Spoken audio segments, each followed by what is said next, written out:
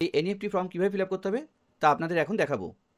তো এখানে লেখা আছে দেখুন, এলআইসির তরফ থেকে এনইএফটি ফর্মটি national electronic funds transfer mandate form, life insurance corporation of India.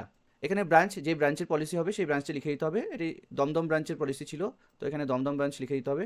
আচ্ছা, সাবজেক্ট হচ্ছে receipt of policy payment through NEFT, নেফটের থ্রুতে পেমেন্ট করা হবে। I am giving below the details of my bank account for receiving policy payment through NEFT. আপনি নেফটের মাধ্যমে পেমেন্টটি চাচ্ছেন, তাই নেফট ডিটেলসটা এখানে দিতে হবে। প্রথম হচ্ছে 1 নম্বরে পলিসি নাম্বারস। আপনার যদি একটি পলিসি থাকে তাহলে প্রথম 1 নম্বরে লিখবেন, যদি দুটি থাকে তাহলে 2 নম্বরে, 3টি 3 নম্বরে, এইভাবে 6টি পলিসি আপনি এখানে টোটাল লিখতে পারবেন। ম্যাক্সিমাম এখানে 6টি পলিসি লিখতে পারবেন। তো প্রথম যে পলিসি নাম্বার ছিল 1 থেকে 9 সংখ্যার, এই 9 সংখ্যার পলিসি নাম্বার এখানে লিখে দিতে হবে। দেন হচ্ছে নেম অফ পলিসি হোল্ডার, আপনার নাম এখানে লিখতে হবে, পলাশ মণ্ডল নাম দেওয়া হয়েছে। আচ্ছা, bank name state bank of India, যেই ব্যাঙ্কে আপনি পেমেন্ট নিতে চান সেই ব্যাঙ্কের নামটি লিখবেন। 3 নম্বর হচ্ছে bank branch address, Nagerbazar Dumdum, Nagerbazar branch. Number 4 হচ্ছে অ্যাকাউন্ট টাইপ, আপনার সেভিংস অ্যাকাউন্টে নিতে চান কি কারেন্ট অ্যাকাউন্টে, অথবা ক্যাশ ক্রেডিট অর এনআরআই অ্যাকাউন্টে, যেই অ্যাকাউন্ট হোক না কেন আপনার অ্যাকাউন্ট টাইপ, সেই অ্যাকাউন্টে এখানে টিক করে দেবেন। আর পাশে আপনি লিখে দিতে পারেন সেভিংস অ্যাকাউন্টে আপনি নিতে চান অথবা কারেন্ট অ্যাকাউন্টে আপনি নিতে চান। নাম্বার 5-এ রয়েছে অ্যাকাউন্ট নাম্বার। অ্যাকাউন্ট নাম্বার আপনি লিখবেন, আপনার যতগুলি সংখ্যার অ্যাকাউন্ট নাম্বার হবে সেগুলি লিখবেন, এবং এখানে আপনি তারপরে ক্রস করে দিতে পারেন, অথবা লম্বা দাগ কেটে আপনি বাকি ব্ল্যাঙ্ক ঘরগুলোকে আপনি কেটে দিতে পারেন বা লাইন টেনে নিতে পারেন, যাতে কোনো রকম ভুল না হয়। তারপর আছে bank account number should be written from left to right, অর্থাৎ আপনাকে এখানে বাদিক থেকে ডান দিকে লিখতে বলা হচ্ছে। ব্যাঙ্ক অ্যাকাউন্টটি লিখলেন এবং সেটি ক্রস চেক করে নেবেন। নাম্বার 6-এ রয়েছে আইএফএসসি কোড। নেট পেমেন্টের ক্ষেত্রে আইএফএসসি কোড প্রয়োজন হয়, তাই আইএফএসসি কোডটি লিখে দেবেন। এসবিআইএন দিয়ে থাকবে, আপনার যেই ব্যাঙ্কে অ্যাকাউন্ট রয়েছে সেই ব্যাঙ্কের ব্রাঞ্চের আইএফএসসি কোডটি লিখে দেবেন।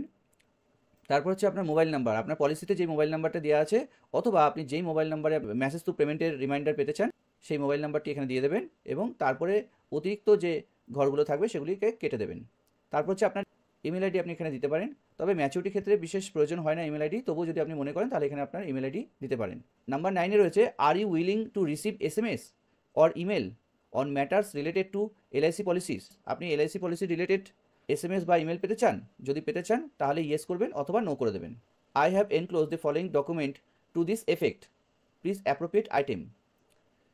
আপনি এখানে ব্যাংকের এই যে ডিটেলসটি দিলেন, এই ডিটেলসের প্রমাণ হিসাবে অর্থাৎ প্রুফ হিসাবে কী দিলেন, ক্যান্সেল চেক দিয়েছেন নাকি ব্যাঙ্ক স্টেটমেন্ট বা পাসবইয়ের জেরক্স দিয়েছেন, সেটি আপনাকে এখানে মেনশন করতে হবে। প্রথম এতে রয়েছে ক্যান্সেল চেক লিফ, মানে আপনি ক্যান্সেল চেকের একটি পেজ দিয়েছেন, অথবা নাম্বার বিতে রয়েছে if cheque is not having the name bank account holder then photocopy of the page bank passbook containing details of bank accounts number, IFSC code, bank account number এবং IFSC code যাতে mention থাকে সেরকম পাসবইয়ের আপনি photocopy দেবেন অর্থাৎ xerox copy দেবেন। যেটি দিচ্ছেন সেটি আপনি টিক করে দেবেন। আপনি যদি ক্যান্সেল চেক দেন তাহলে ক্যান্সেল চেক, অথবা আপনি পাসবইয়ের জেরক্স দিলে সেটি পাসবইয়ের জেরক্স। দ্বিতীয়টা আপনি ক্রস করে দিতে পারেন বা ছেড়ে দিতে পারেন, স্কিপ করতে পারেন। এরপর হচ্ছে ম্যাচুরিটি অ্যাপ্লিকেশনটা কোন ডেটে সাবমিট করছে সেই ডেটটি বসিয়ে দেবেন। আপনি যে ডেটে সাবমিট করবেন সেই ডেটটি বসিয়ে দেবেন। এরপর আপনি এখানে সিগনেচার করবেন, সাইনটি করে দেবেন। এর সাথে আপনাকে দিতে হবে আধার কার্ড, প্যান কার্ডের জেরক্স লাগবে 1 কপি করে, এবং আপনার ক্যান্সেল চেক দিচ্ছেন বা পাসবইয়ের ফটোকপি দিচ্ছেন। এই টোটাল সবকটি ডকুমেন্টস স্টেপল করবেন, করে আপনি যেই ব্রাঞ্চে থেকে পলিসিটি নিয়েছেন সেইখানে আপনি রিসিভিং কাউন্টারে জমা করবেন। জমা করার পরে আপনি একটি রিসিপ্ট পাবেন, ডিপোজিট স্লিপ পাবেন। সেই ডিপোজিট স্লিপটাকে যত্ন করে রাখবেন যতদিন না পেমেন্টটি পাচ্ছেন। আর এই প্রসেসটি কমপ্লিট আনুমানিক আপনার 7 থেকে 10 দিনের মধ্যে হয়ে যায়, এবং আপনার অন টাইমে এসবি বা ম্যাচুরিটি পেমেন্টটি পেয়ে যাবেন। আপনার প্রসেসটি কমপ্লিট হয়ে থাকবে 7 থেকে 10 দিনের মধ্যে, এবং অন টাইমে আপনি এসবি বা ম্যাচুরিটি পেয়ে যাবেন। যেই তারিখে আপনার ম্যাচুরিটি বা এসবি ডেট রয়েছে, জুন মাসের 12 তারিখে রয়েছে, তো জুন মাসের 12 তারিখেই পেমেন্ট পেয়ে যাবেন। আর যদি কোনো রকমভাবে পেমেন্ট পেতে দেরি হয় তাহলে আপনি ফার্দার এলআইসি অফিসে গিয়ে যোগাযোগ করবেন। তো এই হলো এলআইসি এসবি বা ম্যাচুরিটি ক্লেমের নেফট রেজিস্ট্রেশনটি। আশা করি এই ভিডিওটি আপনাদের ভীষণভাবে হেল্পফুল হবে। সাথে সাথে আজকের ভিডিওটি যদি আপনাদের ভালো লাগে তবে অবশ্যই একটি লাইক করে দেবেন, আর আপনি চ্যানেলে যদি নতুন হয়ে থাকেন তবে অবশ্যই আমাদের চ্যানেলটিকে সাবস্ক্রাইব করে নেবেন, এবং বেল আইকনটিকে প্রেস করে অল নোটিফিকেশনটিকে অ্যালাউ করে দেবেন, যাতে নতুন নতুন ইনফরমেটিভ ভিডিও সবার আগে আপনি দেখতে পারেন। সবাই ভালো থাকবেন, সুস্থ থাকবেন, দেখা হবে খুব শীঘ্রই পরবর্তী ভিডিওতে। ধন্যবাদ।